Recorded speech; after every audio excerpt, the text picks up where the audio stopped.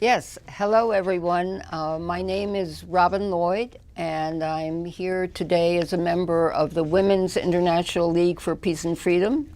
Hopefully you know of that organization. It has sections in 50 countries around the world, and I'm joined with Jill Clark-Golub, who is kind of new in Burlington, and is a new member of WILF also. So would you like to introduce yourself? Yes, thank you, Robin. It's a pleasure to be here with you today on this program. And I am, as you said, new to Burlington.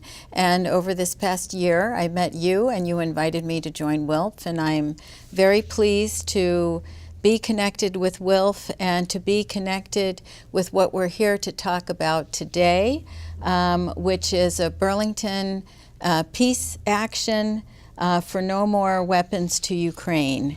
And Robin and I are here to tell you about what's going to be happening in downtown Burlington on Church Street this Wednesday. At 11 o'clock in the morning, we're going to meet at Courthouse Plaza, which is 199 Main Street, and that's right near Church Street. We'll be marching up Church Street then together. And at 12 noon, we'll have a rally at Senator Bernie Sanders' office on 1 Church Street. So that's the opposite end of the Church Street Mall near the Unitarian Church. And this is sponsored by the Vermont Peace and Anti-War Coalition. And Robin, you as a longtime Burlington peace activist, I know, have been engaged with our fellow peace activists in trying to reach Senator Bernie Sanders to talk about his continued votes for additional funding to Ukraine. And can you tell me what that process has been like and how responsive the senator has been? Yes, well, we've, as of last May, we've sent a petition signed by over 500 people from Vermont to Bernie Sanders asking to meet, asking to just understand his position, because he has been supporting sending the weapons to Ukraine, and even the latest one that happened. And these, I think Democrats are all following Biden's instructions that the war has to continue. So I'm going to read a bit of our letter that we are going to present Bernie Sanders with. We, your constituents, have used email, phone calls, office visits, and petitions with over 660 signatures to request a meeting with you to discuss pathways to a diplomatic, negotiated end to the war in Ukraine. You have been ignoring us. We are here today, waiting for you. Here today, that will be on Wednesday when we are in front of his office. And of course, waiting till we get a response. Negotiations are the only way to stop the senseless suffering and deaths of the Ukrainian people. And the letter goes on, we are outraged that you have voted to send over $110 billion of our taxpayer money to throw fuel on the fire of war in a boondoggle for the 1% billionaire class. The owners of climate-killing fossil fuel companies have made $134 billion in excess profits just last year, thanks to the blockage of Russian gas into Europe. And the weapons manufacturers, their profits soared 37 to 40% thanks to new Pentagon contracts from this war. Congress should instead allocate billions to address the climate, housing, opioid, healthcare, and student debt crises. We are also alarmed at the reckless expansion of NATO to now include an aggressive stance toward China, the obvious target of the next proxy war. Yeah. So, Senator Sanders, why are you supporting the Biden administration's irresponsible march towards nuclear confrontation? The Bulletin of Atomic Scientists says that we are now closer than ever to oblivion. This is the time for diplomacy. The weapons industry, which holds too much sway over our imperfect democracy, wants the war to continue. We citizens demand that it stop. Not one more penny for war. For months we have been requesting a face-to-face meeting with you, which we still want. In the meantime, the situation has grown more dire. Therefore, we Vermonters now demand that you issue an immediate public statement calling for a ceasefire and a negotiated settlement in Ukraine. We are a part of a majority of people in the United States and around the world who are against this war, which causes death and food shortages and risks nuclear disaster. Peace begins at home, so let's start talking, Bernie. All right. So this we will be taking to Senator Sanders' office on Church Street on Wednesday.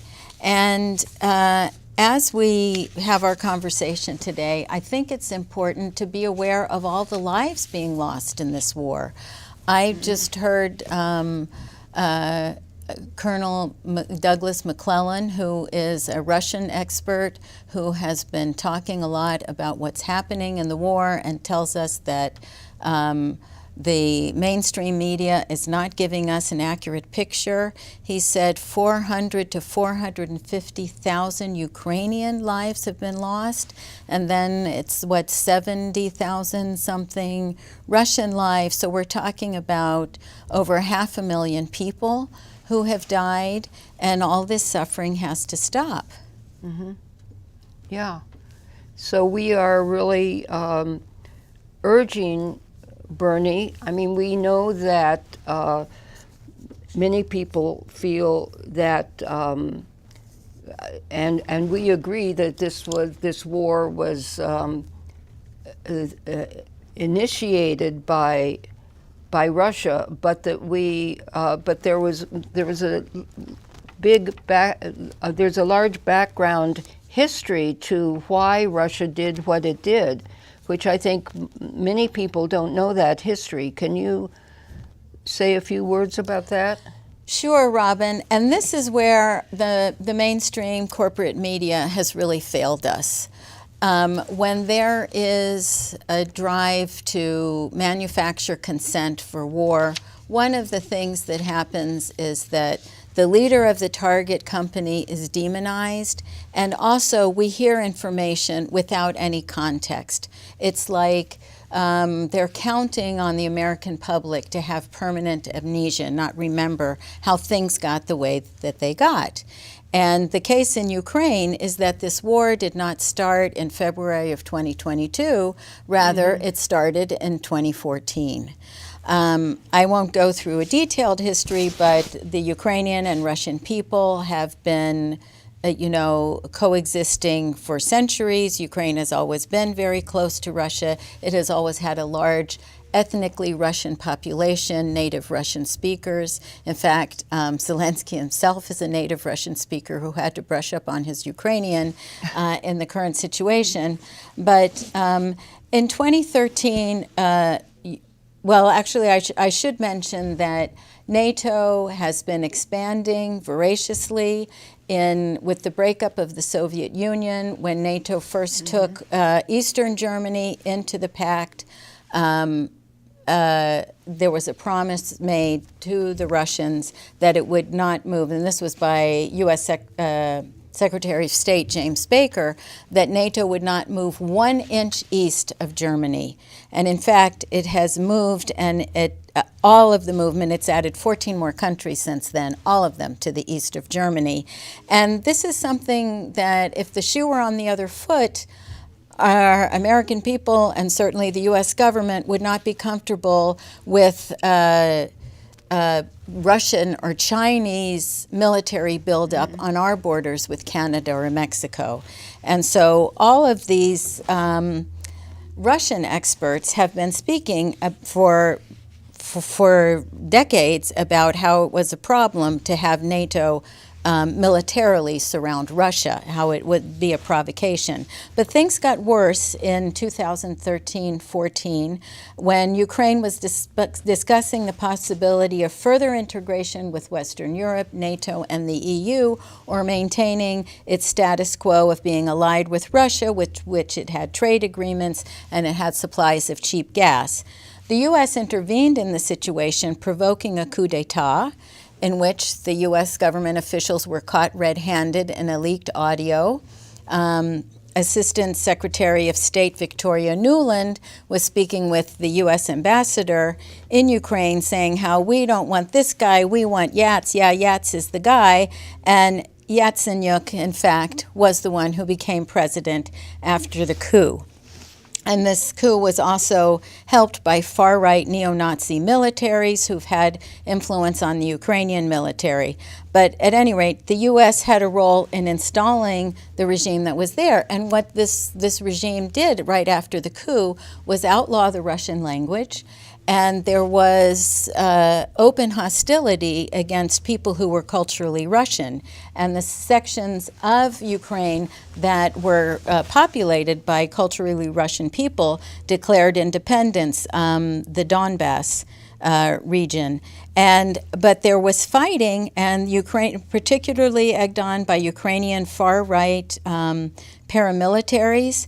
And there was a peace accord, the Minsk peace accords, which were never respected.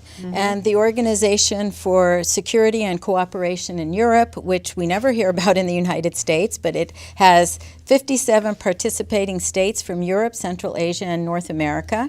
And they reported that 14 to 15,000 people were killed in eastern Ukraine, in the Donbass region, between 2014 and early 2022. So there was a war. There was a war ongoing, and it was escalating. And the OSCE said that the attacks were escalating in late 2021 and early 2022. And Vladimir Putin said that he was going to the UN, he was trying to use diplomacy, and was not being heeded. And it has also come out in the past year that former German Chancellor Angela Merkel acknowledged that there was never any attempt to respect the Minsk peace accords, that they were just a tactic to stall, to keep Russia at bay, while Ukraine got stronger to confront Russia militarily, which is very, very revealing and in very bad faith. So that's really when the war started, and it's important to understand that context and to understand history whenever we look at these conflicts. Yes, and you know, the term Putin apologist is frequently used, and people have accused me of that. But what I want to point out is that what needs to happen is, and what Putin wanted, and the government that was there, Yanukovych, I think his name was, yes, up until 2014, and what he wanted was neutrality. And neutrality is a word people aren't talking about now, but that is what needs to happen there.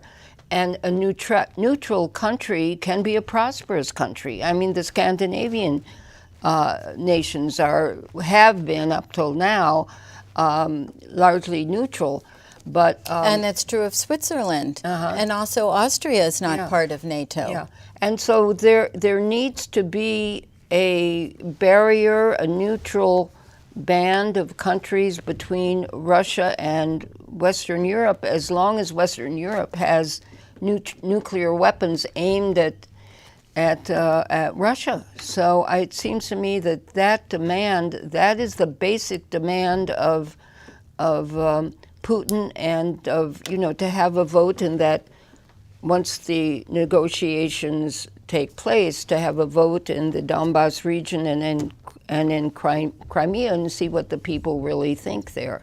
Yes, there have been votes. People criticize them because they weren't internationally monitored, and that can be revisited. Those are things that can be included. And those are items that were actually agreed to in the spring of 2022. And there was the Ukrainian side had penciled in the agreement, and the Russian side had as well.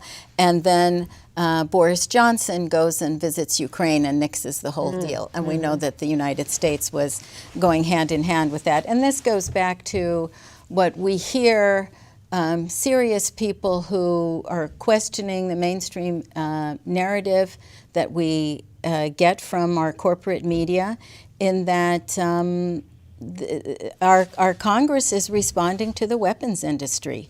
And let's face it, the big corporations, the weapons industry, the fossil fuel companies, they get these people elected and they have too much sway with them. But I want to remember, Robin, because we're about halfway through, in case some of our listeners aren't here for the whole show, I want to tell people once again And about let me just October say to Stephen, 4th. who is monitoring this whole thing, you can change some of the graphics. Yeah. So there we go. Okay. So again, as Robin and I said at the beginning, we're here to make sure everyone knows that on Wednesday, October 4th, we are going to have a peace march going up Church Street in Burlington to tell Senator Bernie Sanders that we want peace talks now and no more weapons to Ukraine. We'll be meeting at Courthouse Plaza at 199 Main Street at 11 a.m. We'll march up Church Street. The Courthouse Plaza is right by Church and Main Street. We'll march up to the other end of the Church Street Mall. 12 noon, we'll have a rally at Bernie's office. And this is being organized by the Vermont Peace and Anti-War Coalition. But there are WILPF that we belong to as part of it. Yeah. And there's another cultural organization in Yes. Vermont that's going to Known participate. as Bread and Puppet Theater, and they are going to be joining us. And Peter Schumann, I think, will be with us. I don't know whether he's going to do civil disobedience. Some people might be doing civil disobedience at this event. In other words, sitting in at the front door and refusing to move, or even blocking the street. So we're not quite sure how that's going to proceed. But I think Bread and Puppet will lend a loud, maybe raucous component to this demand that Bernie negotiate with us, and that he asked that there be negotiations with Ukraine. And I just want to be sure that our audience knows that you do not have to engage in civil disobedience. I, for one, will not engage in civil disobedience. Most of the people organizing this do not plan to engage. Those who do plan to engage with a sit-in or something are very much committed to nonviolence, and this will be, if there is any civil disobedience, it will certainly be peaceful civil disobedience. But we do hope people come out. This is a tragedy. This is a very serious matter that we're getting together to protest. But our coming together will give us strength and joy and unity. And I hope that people come out instead of, they say now 55% of the U.S. population has turned against this war. I mean, and it's not hard to believe when you think that we never have enough money to cancel the student debt crisis or to pay for housing services for our population, health care, education, and here this endless stream of billions of dollars going just to death and destruction in Ukraine to line the pockets of the war profiteers. And Bernie is often on the right side of these issues. I mean, we all know he's been one of the major proponents in Congress for single-payer health care, and he has voted against the National Defense Authorization Act, which is the big budget thing for money to the military. And he voted to reduce it. To reduce it, yes, and to cut the Pentagon budget by 10%. And so, of course, we've been worried we've been upset with him for a long time because he has refused to oppose the F-35 jet bombers being stationed here in Burlington, where they terrify children to this day who are in the schools that are in the way of the jets. So, I mean, he's been wonderful in some ways and yet very distressing in other ways of differing and taking a stance separate from the Biden administration on these issues. Right. In fact, from what I can tell, all he has to respond to our demands is that I support the president on this matter. And that really is not a satisfactory response. It does not seem that he's taking into consideration these other sources of information. And in fact, when some people met with them, actually could not meet with Senator Sanders himself, met with one of his aides and asked where the senator gets his information, and he just cited the mainstream corporate news sources. And we would like to let people know that you do need to be careful where you consume your news. Sources of news that are paid for by big corporations are likely to give an interpretation of events that favors those big corporations. And I do want to point out that even National Public Radio, because it was so heavily defunded some 2 decades ago, is now more and more a corporate media outlet, and you can see a change in its reporting, and it really supports the Biden administration's march to war. And that people need to be aware of this and try to find other sources of news. Just one other thing, there will be a demonstration in Washington, D.C. at the same time, and Medea Benjamin, who some of you might have heard about or even seen because she was here in Vermont at 2 different venues about a month ago, and she's a courageous activist, and she's leading a group to Bernie's office. We don't know exactly how that will work out. At least the interim close down is not happening, so we suspect she'll be able to get in and perhaps sit in outside. So we will be communicating by phone and so on between the 2 groups of protesters.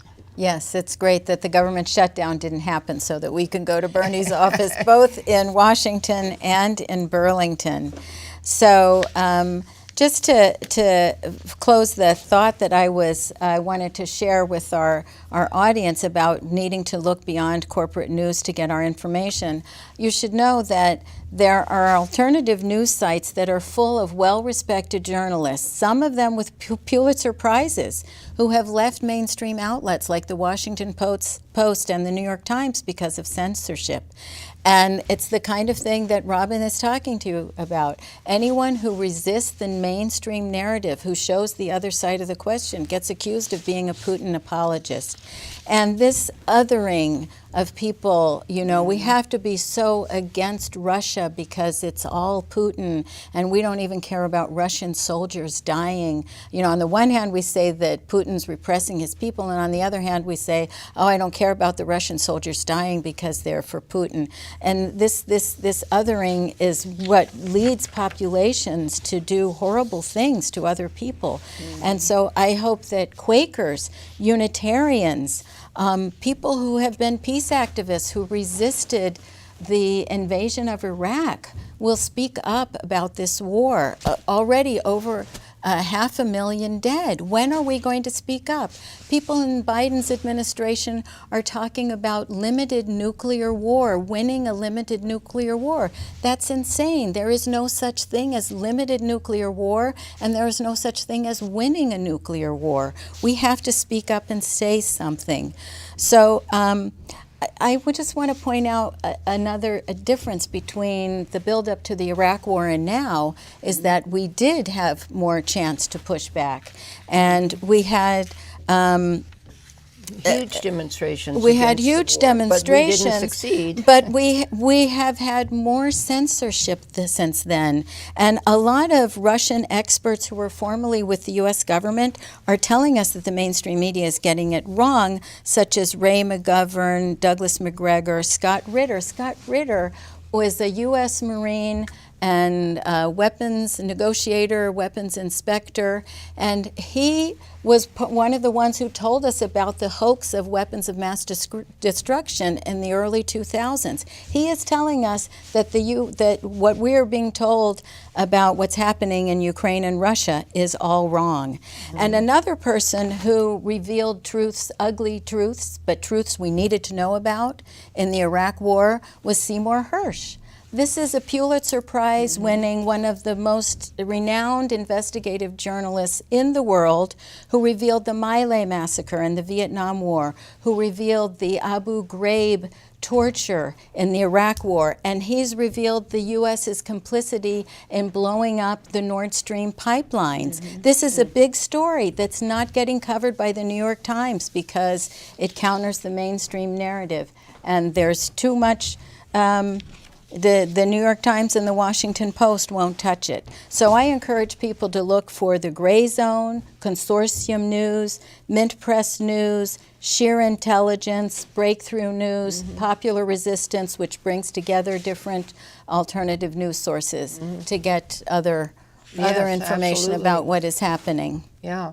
Chris Hedges is someone I read, and Jeffrey Sachs is a very interesting guy. Oh, yes. And he has a long record of diplomacy working with Gorbachev back in the 1990s to find a way to, what Gorbachev did was he ended the Warsaw Pact, which was his version of NATO, really, and they worked out an agreement that NATO would not move forward from Western Europe, and yet we have betrayed that commitment that was made, and that is really the basis of the clash that is happening right now.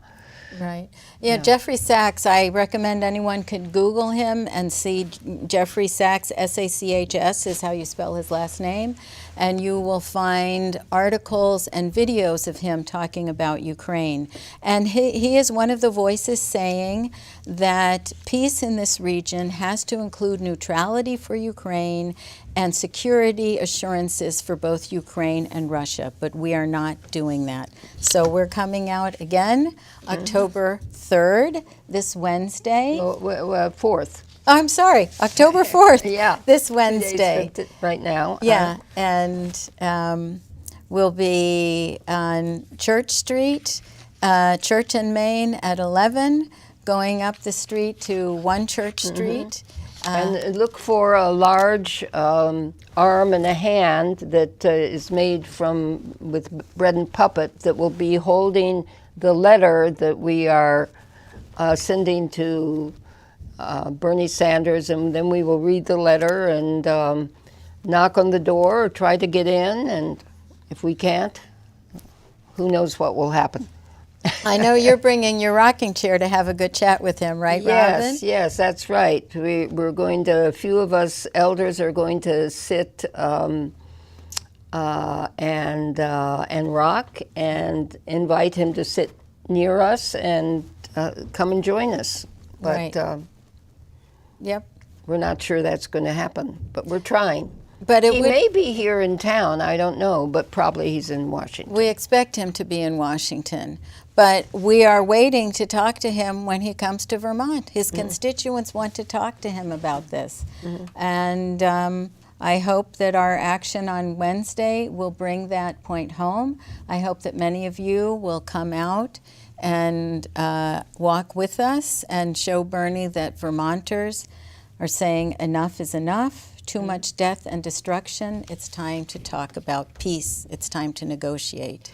I mean, it's moving to us that back in February of 2022, Bernie said we must do everything possible to try and find a diplomatic solution to what could be an enormously destructive war in Ukraine. He was so right, and yet now he is voting to fund that war, and it's that contradiction that concerns us so much, and that's why we're doing this thing. So thank you. Thank you very much, CCTV. Yeah.